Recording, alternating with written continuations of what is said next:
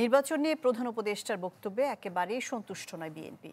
সুনির্দিষ্ট রোডম্যাপ চেয়ে বিএনপির মহাসচিব মির্জা ফখরুল ইসলাম আলমগীর বলেন, ডিসেম্বরের মধ্যে নির্বাচন না হলে দেশের পরিস্থিতি আরও খারাপ হবে। এ সময় আইন উপদেষ্টা আসিফ নজরুল ডিসেম্বর থেকে জুনের মধ্যে নির্বাচন আয়োজনের প্রতিশ্রুতি দেন।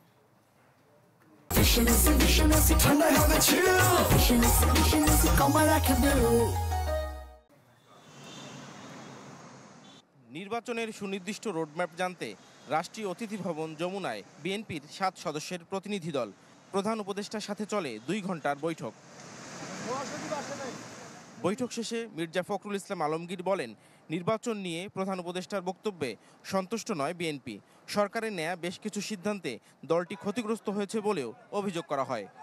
আমরা বলেছি যে বর্তমানে রাজনৈতিক যে পরিস্থিতি আছে এবং দেশের যে অবস্থা, তাতে করে আমরা বিশ্বাস করি এখানে অতি দ্রুত একটি গ্রহণযোগ্য নির্বাচনের মধ্যে দিয়েই সমস্যাগুলোর সমাধান করতে হবে। ডিসেম্বরের মধ্যে নির্বাচন না হলে দেশের রাজনৈতিক ও অর্থনৈতিক পরিস্থিতি আরও খারাপের দিকে যাবে আশঙ্কা করেন বিএনপি মহাসচিব। প্রধান উপদেষ্টা মহোদয় তিনি তার সুনির্দিষ্ট কোনো ডেডলাইন আমাদের দেননি।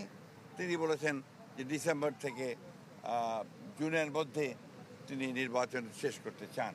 আমরা একেবারেই সন্তুষ্ট নই। আমরা পরিষ্কার করেই বলেছি যে আমরা ডিসেম্বর কাট আউট টাইম, ডিসেম্বরের মধ্যে নির্বাচন যদি না হয় তাহলে দেশে যে রাজনৈতিক পরিস্থিতি, অর্থনৈতিক পরিস্থিতি এবং সামাজিক পরিস্থিতি সেটা আরও খারাপের দিকে যাবে। সেটা তখন নিয়ন্ত্রণ করা বেশ কঠিন হবে। ব্রিফিংয়ে আইন উপদেষ্টা ডিসেম্বর থেকে জুনের মধ্যেই নির্বাচন আয়োজনের প্রতিশ্রুতি দেন। বলেন, কোনো কালক্ষেপণ করবে না সরকার। কোনো অবস্থাতেই জুন অতিক্রম করা হবে না, নাম্বার 1। নাম্বার 2 হচ্ছে ডিসেম্বর থেকে জুন মানে হচ্ছে ডিসেম্বর থেকে জুন, বাট এর মধ্যে যত তাড়াতাড়ি সম্ভব অযথা কালক্ষেপণের বিন্দু মাত্র চেষ্টা আমাদের মধ্যে থাকবে না। নাম্বার 3 হচ্ছে যতটা সম্ভব সংস্কার আমরা করে যেতে চাই। আইন উপদেষ্টার দাবি, অন্তর্বর্তী সরকারের অনেক সিদ্ধান্ত বিএনপির পক্ষে গেছে। জানান, অধিকাংশ সংস্কার প্রস্তাবে একমত দলটি।